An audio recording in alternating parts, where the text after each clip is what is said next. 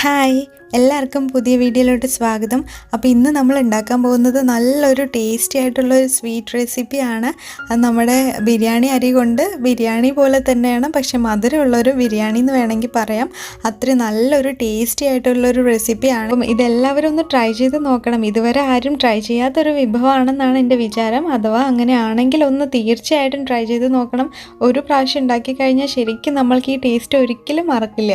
അത്രയും നല്ലൊരു ടേസ്റ്റാണ് ഇതിന്. ഒരു സ്പെഷ്യൽ ടേസ്റ്റാണ്. സ്പെഷ്യൽ ഫംഗ്ഷനൊക്കെ ഉണ്ടെങ്കിലൊക്കെ ഉണ്ടാക്കാം നമുക്ക്, അല്ലെങ്കിൽ ഗസ്റ്റൊക്കെ വരുമ്പോഴും ഉണ്ടാക്കി കൊടുക്കാം. നമ്മൾ ശരിക്കും എല്ലാവർക്കും ഇഷ്ടപ്പെടും. അപ്പോൾ നമ്മൾക്കിതിനി എങ്ങനെ ഉണ്ടാക്കാമെന്ന് നോക്കാം. സബ്സ്ക്രൈബ് ചെയ്യാത്ത ആരെങ്കിലും കാണുന്നുണ്ടെങ്കിൽ ഒന്ന് സബ്സ്ക്രൈബ് കൂടെ ചെയ്തേക്കണേ, ഈ ചാനൽ ഇഷ്ടപ്പെടുവാണെങ്കിൽ. അപ്പോൾ ഇനി നമുക്ക് റെസിപ്പിയിലോട്ട് കിടക്കാം. ഇതിന് വേണ്ടിയിട്ട് ആദ്യം പാൻ അടുപ്പത്ത് വെച്ചിട്ട് വെള്ളം ഒഴിക്കുക. ആവശ്യത്തിന് നമ്മൾക്ക് ഒഴിക്കാം. ഇത് അരി വേവിക്കാൻ വേണ്ടിയിട്ടാണ്. അപ്പോൾ ഇതിലോട്ട് ഒരു 5 ഏലക്ക ഇടുന്നുണ്ട്. അതിനുശേഷം ഒരു ചെറിയ കഷ്ണം പട്ട. അതിനുശേഷം ഒരു നുള്ളു ഉപ്പാണ് ഇടുന്നത്. നമ്മൾ ഒരുപാട് ഉപ്പിടരുത്, ഒരു നുള്ളു പേരിന് വേണ്ടിയിട്ട് ഇടുകയാണ്. മധുരത്തിൻ്റെ റെസിപ്പിയാണ്. അതിനുശേഷം പൈനാപ്പിൾ എസൻസും കൂടെ ഒഴിക്കുകയാണ്. അതില്ലെങ്കിൽ വാനില എസൻസ് ഒഴിക്കാം. ഇനി അത് രണ്ടും ഇല്ലെങ്കിലും കുഴപ്പമില്ല, ഏലക്ക ഇച്ചിരി കൂടുതൽ ഇട്ടാൽ മതി. ഇനി വെള്ളം നന്നായിട്ട് തിളപ്പിച്ചെടുക്കുകയാണ് ചെയ്യേണ്ടത്. തിളപ്പിച്ചതിന് ശേഷം നമ്മുടെ ബിരിയാണി അരി കുതിർത്ത് വെച്ചതാണ്, എന്ന് വെച്ചാൽ അത് ബസ്മതി അരിയാണ് ഉപയോഗിച്ചിരിക്കുന്നത്. അത് കുതിർത്ത് വെച്ച് 20 മിനിറ്റിന് ശേഷം വാർത്തെടുത്തതാണ്. അത് നമ്മൾക്ക് ഇതിലോട്ട് ഇട്ട് കൊടുക്കാം. എന്നിട്ടിനി മൂടി വെച്ചിട്ട് മീഡിയം അല്ലെങ്കിൽ ലോ ഫ്ലെയിമിൽ വെച്ചിട്ട് വേണം വേവിച്ചെടുക്കാൻ വേണ്ടിയിട്ട്. ലോ ഫ്ലെയിം ആയിരിക്കും നല്ലത്, എന്നാലും നല്ല നീളത്തിൽ കിട്ടുകയുള്ളൂ. ഇത് ഞാനൊരു 5 മിനിറ്റാണ് വേവിച്ചിരിക്കുന്നത്. 5 to 6 മിനിറ്റ് വേവിച്ചാൽ മതി, കാരണം 1/4 വേവാണ് നമുക്ക് ആവേണ്ടത്. Full wave വേവിക്കരുത്. ഇപ്പോഴത്തെ ഇത് കണ്ടോ, ഇത് വെന്തിട്ടുണ്ട്. എന്ന് വെച്ചാൽ ഫുള്ളായിട്ട് വെന്തിട്ടുമില്ല, പക്ഷെ എന്നാൽ ആവശ്യത്തിന് വെന്തിട്ടുണ്ട്. ഒരു 1/4 ഭാഗം വെന്തിട്ടുണ്ട്. ഇനി ഇത് നന്നായിട്ട് അരിച്ചെടുക്കണം. നമ്മൾ ഉടനെ തന്നെ അരിച്ചെടുക്കണം. ഒരുപാട് പിന്നെയും വേവിക്കരുത്, നമ്മൾക്ക് ഇനിയും ഇത് വേവിക്കാനുള്ളതാണ്.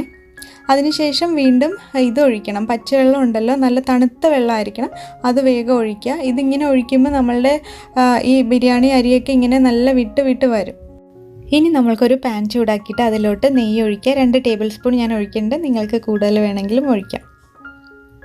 അതിനുശേഷം കുറച്ച് ഗ്രേപ്സ് ഇടുന്നുണ്ട്. പിന്നെ കുറച്ചൊന്ന് വഴറ്റിയിട്ട് അണ്ടിപ്പരിപ്പ് ഇടുന്നുണ്ട്. പിന്നെ നമ്മൾക്ക് ഏത് ഡ്രൈ ഫ്രൂട്ട്സ് വേണമെങ്കിൽ അത് ഇടാവുന്നതാണ്.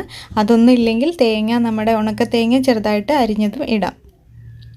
ഇതൊന്ന് വഴറ്റിയെടുത്തതിന് ശേഷം പിന്നെ നമ്മൾക്ക് ഇതിലോട്ട് പഞ്ചസാര ചേർക്കണം. ഞാനിവിടെ ഈ ഒരു കപ്പിൽ ഫുൾ ഒരു കപ്പാണ് റൈസ് എടുത്തിരിക്കുന്നത്. അപ്പം അതിൻ്റെ ഒരു 1/4 ഭാഗത്തോളമാണ് പഞ്ചസാര എടുക്കുന്നതെന്ന് വെച്ചാൽ 1 കപ്പ് അരി എടുക്കുവാണെങ്കിൽ ഒരു 1/4 കപ്പ് പഞ്ചസാര എടുക്കാം. പിന്നെ നിങ്ങളുടെ മധുരത്തിനനുസരിച്ചിട്ടുള്ളത് അതെല്ലാം വ്യത്യാസം വരുത്താം, കുഴപ്പമൊന്നുമില്ല. മധുരം കൂടുതൽ വേണമെങ്കിൽ കൂടുതൽ ഇടാമൊക്കെ ചെയ്യാം. പിന്നെ നമ്മളൊരു ഇച്ചിരി പഞ്ചസാരയുടെ കൂടെ വെള്ളവും കൂടെ ഒഴിച്ചു കൊടുക്കണം. അത് ആ ബ്രൗൺ കളർ ആവാതിരിക്കാൻ വേണ്ടിയിട്ടാണ്. അതിനുശേഷം പിന്നെ നമ്മൾ ഏലക്കാപ്പൊടി ഇടുക. പിന്നെ പൈനാപ്പിൾ എസൻസും കൂടെ ഒഴിക്കുക. ഒരുപാട് വെള്ളം ഒഴിക്കരുത്, ഒരിത്തിരി വെള്ളം ഒഴിച്ചാൽ മതി. ഇനി നമ്മൾക്ക് നമ്മുടെ അരിയും കൂടെ ഇട്ടിട്ട് ഇതൊന്ന് മിക്സ് ചെയ്തെടുക്കാം.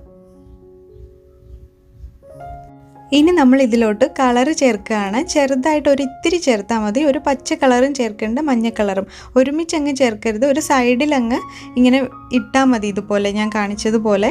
പിന്നെ റെഡ് ഉണ്ടെങ്കിൽ അതും ഇടാം കേട്ടോ. ഇനി ഇത് നമ്മൾ ദം വെക്കുകയാണ്.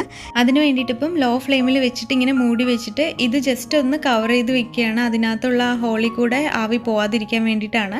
അപ്പോൾ ഒരു 5 മിനിറ്റേ വെക്കുന്നുള്ളൂ ലോ ഫ്ലെയിമിൽ വെച്ച്. അപ്പോഴത്തേക്കും ഈ വെള്ളം എല്ലാം വറ്റിയിട്ട് പഞ്ചസാരയുടെ അതെല്ലാം വറ്റി കറക്റ്റായിട്ട് വെന്തിട്ടുണ്ടാവും. ഇത് കണ്ടോ, ഒന്നും ഒട്ടാതെ തന്നെയാണ് നിൽക്കുന്നത്. അപ്പോൾ അത്രയേ ഉള്ളൂ നമ്മുടെ ഈ ഒരു റെസിപ്പി എന്ന് പറയണത്. ഇനി അത് പ്ലേറ്റിലോട്ട് മാറ്റിയിട്ട് തണുത്തതിന് ശേഷം കഴിക്കാം. അപ്പോഴേ നന്നായിട്ട് ഒരു മധുരമൊക്കെ ഇതിലോട്ട് പിടിച്ചിട്ടുണ്ടാവുള്ളൂ. നല്ല ടേസ്റ്റിയാണ്. അതുപോലെ തന്നെ കാണുമ്പോൾ തന്നെ നിങ്ങൾക്ക് അറിയാൻ പറ്റുന്നുണ്ടാവുമല്ലോ അല്ലേ.